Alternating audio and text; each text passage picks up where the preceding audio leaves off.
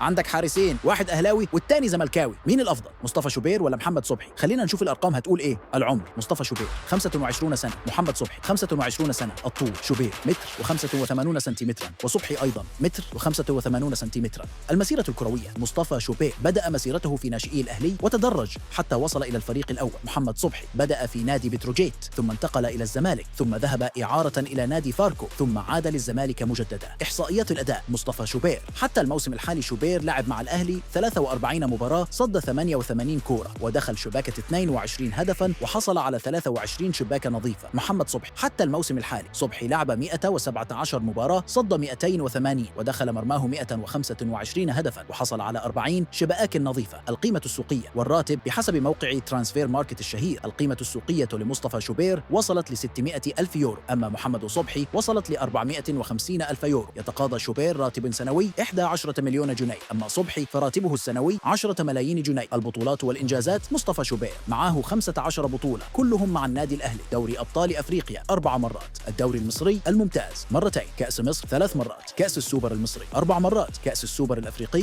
مرتين. محمد صبحي معاه 5 بطولات كلهم مع نادي الزمالك، كأس مصر، الكونفدرالية، كأس السوبر المصري، كأس السوبر الأفريقي مرتين. الأرقام بتتكلم، لكن القرار ليك. لو هتختار فريق أحلامك تختار مين؟ مصطفى شوبير بحماسه وإنجازاته، ولا محمد صبحي بخبرته ومشاركاته؟ شاركنا رأيك في التعليقات، ومتنساش اللايك والاشتراك عشان يوصلك كل جديد.